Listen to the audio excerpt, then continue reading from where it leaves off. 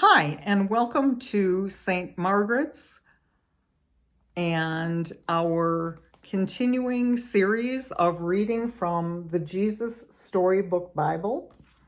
On today, August 30th, our first lesson is from the Bible book of Exodus. And again, we have a familiar story. Today's story is about Moses, and it's entitled God to the Rescue. You'll remember that the last time we talked about Joseph and his brothers. And so now this is many years in the future, and we learn about what happened after that.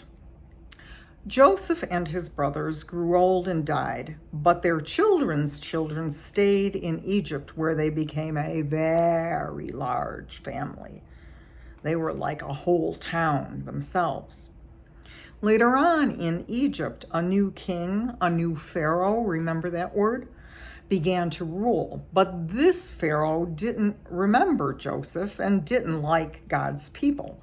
He made them into his slaves and beat them and made them work harder and harder and harder, and didn't give them very much food. So God's people cried out to God to rescue them, and God heard them. He remembered his promise to Abraham. He would look after his people, and he would find a way to set them free. One day, a man named Moses was looking after sheep. There's the sheep here, see? Can you see that?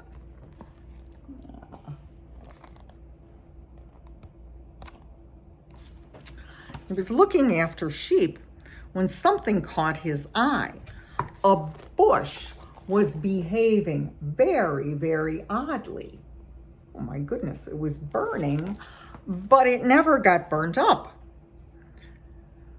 He took a closer look, and that's when he heard, "Moses," a booming voice said. Moses leapt back. The bush was talking to him? "I have heard my people's cries," God said. "I have seen their tears. So I will come down to rescue them.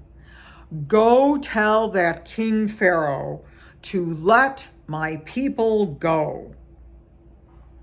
Moses was afraid, but God said, "I will be with you." So Moses went to Pharaoh.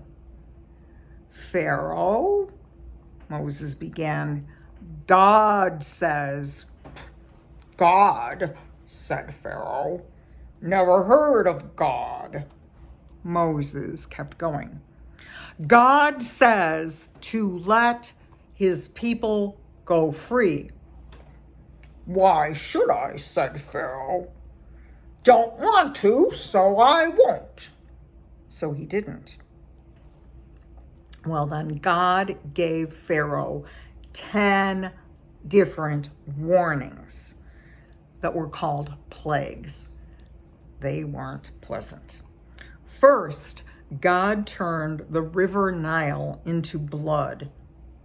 No one could drink the water. Did that change Pharaoh's mind? Pharaoh would not let the people go. So then God made frogs come hopping and leaping. In your bed there were frogs. In your hair there were frogs. In your soup there were frogs. Everywhere there were frogs. "Make them go away," shouted Pharaoh. "Then your people can go." So God took the frogs away. As a matter of fact, here's a picture of somebody with frogs in her bed. But then Pharaoh changed his mind. "You can't go." He was afraid his building projects wouldn't get built. Then God sent gazillions of gnats, but still Pharaoh said no. So then God sent swarms of flies buzzing in your ears, flies bothering you at night, flies all over your food. And after that, sickness and hailstorms and storms of locusts and darkness when it should have been day, until it seemed like the whole world was falling apart. And emptiness and nothingness. Meanwhile, Pharaoh just kept saying, no, no, no, no.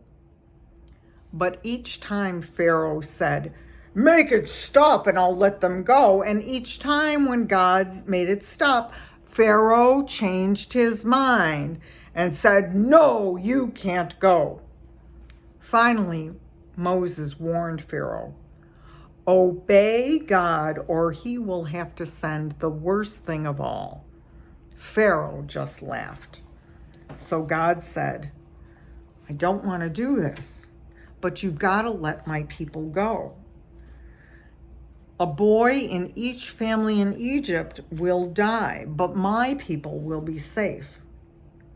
So then God told his people to take their best lamb and to put some of its blood over the doors.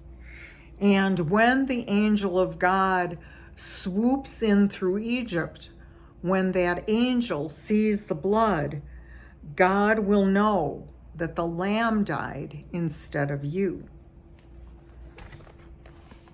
See? That night, it was just like God said. The angel swept over, and there was piercing darkness, and Pharaoh's son died. And at last, Pharaoh said, just get out, get out. I don't want to see you people anymore. And so that very night, Moses and God's people packed up and started a long journey to an unknown land. But they knew that God would be with them. God would take people out of slavery and make all people free. Now, many years later, thousands of years later, God was going to do it again. He was going to come himself and rescue his people. But this time, God was going to set his people free forever. Thanks for reading along with me. And once again, we are delighted that you are here sharing the stories about Jesus and about God's people here at St. Margaret's.